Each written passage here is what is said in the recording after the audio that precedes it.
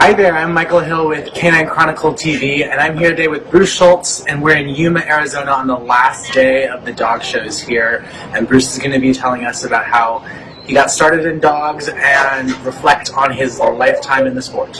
How are you, Bruce? Very good, thank you. Good. Good to be at a dog show. This is my first time being at a dog show since COVID started. Yeah, very good. It's weird.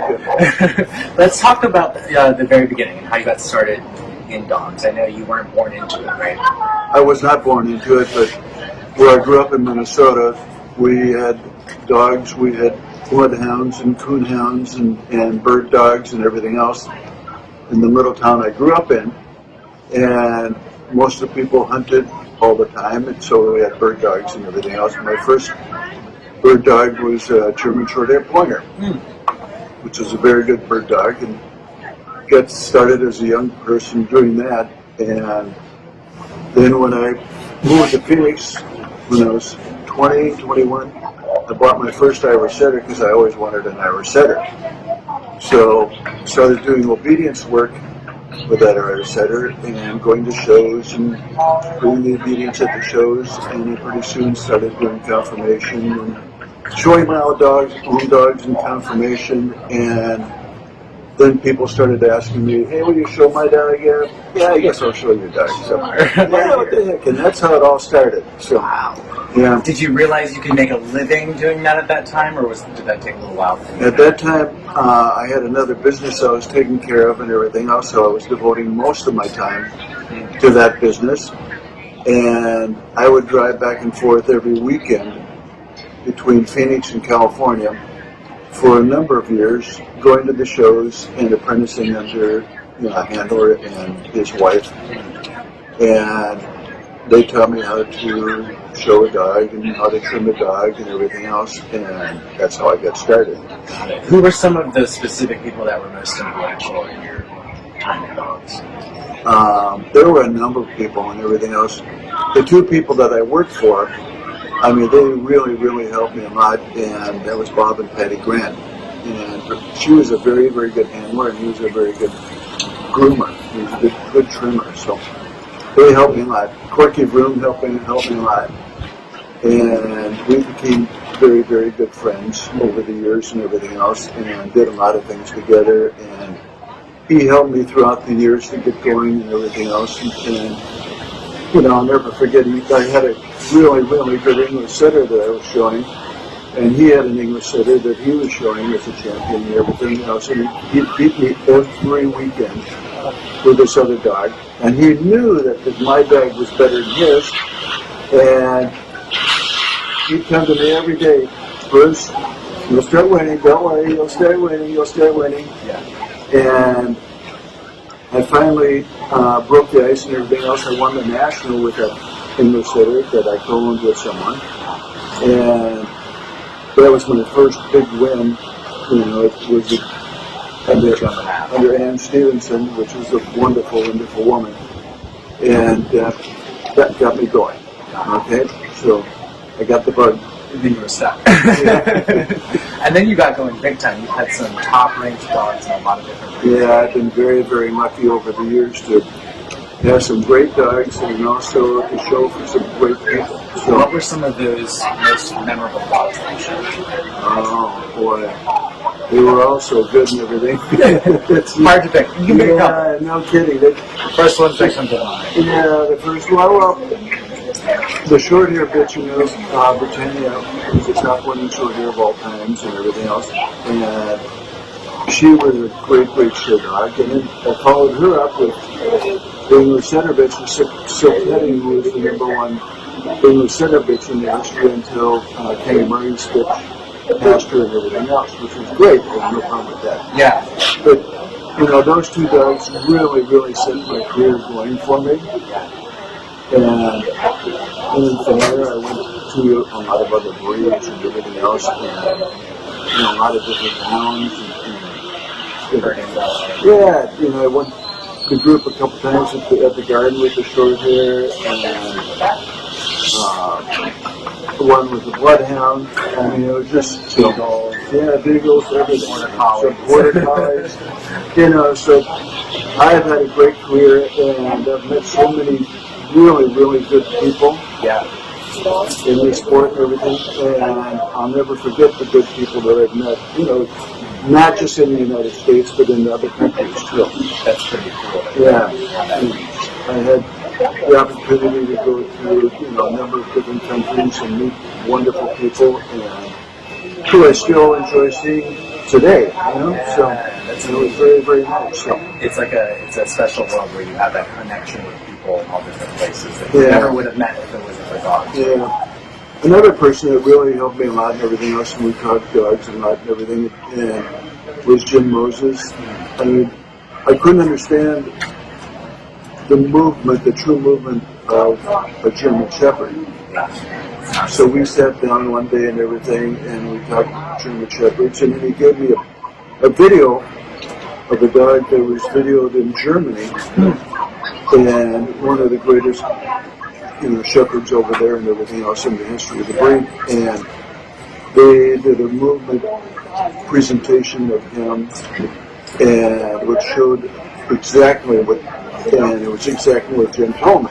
You know, this is what they're supposed to do.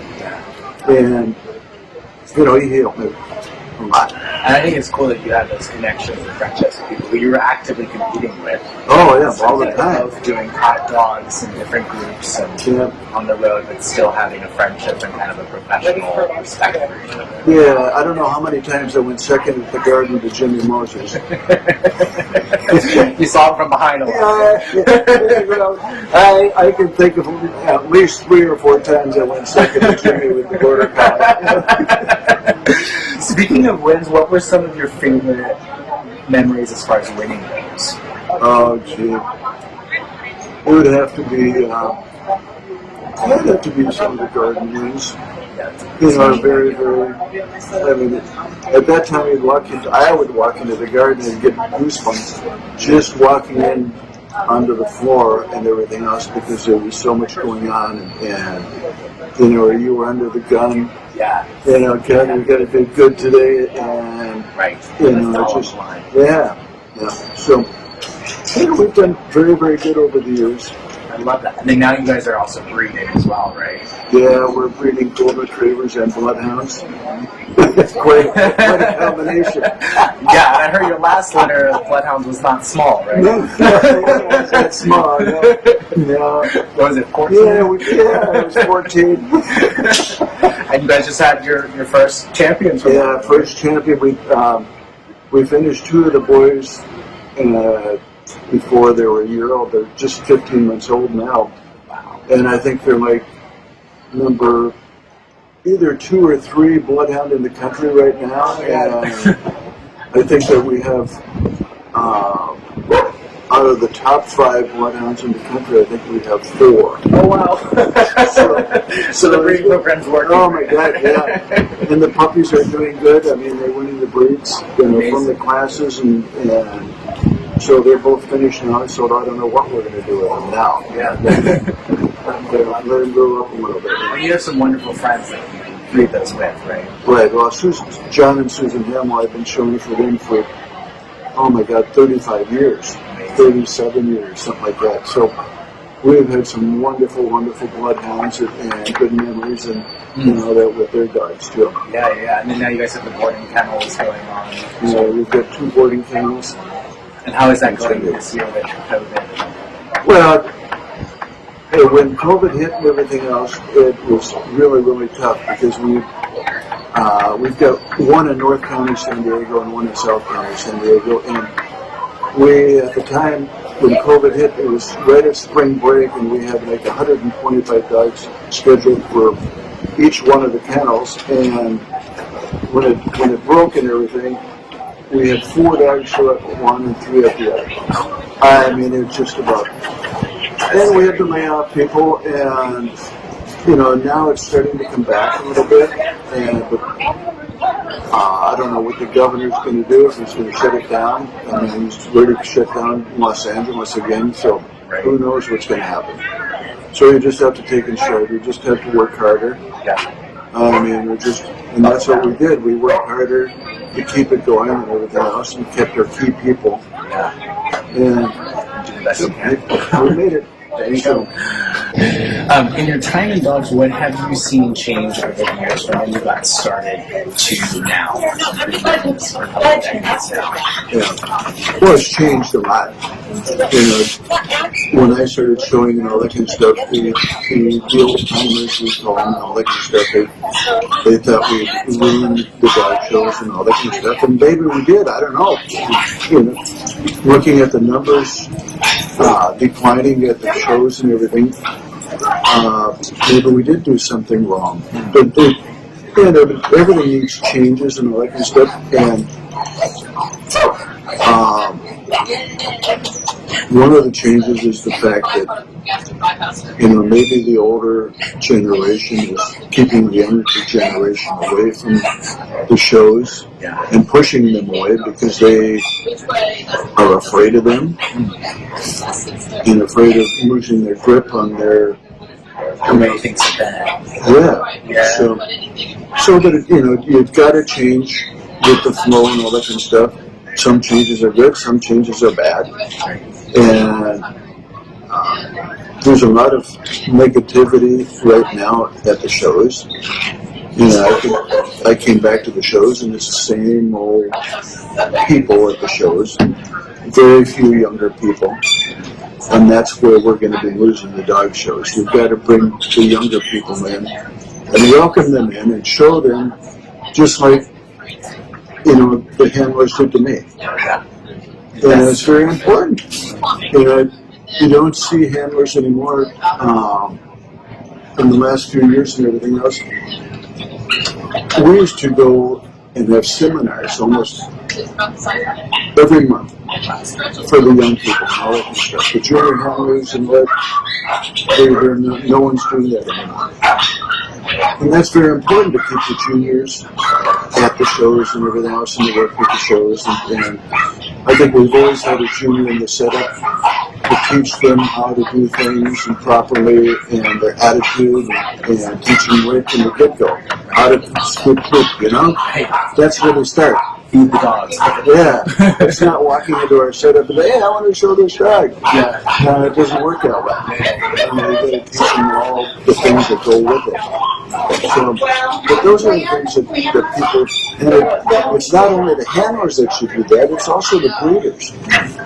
I think the breeders nowadays don't take the people and spend time with them after they sell them the dog and teach them how everything is done.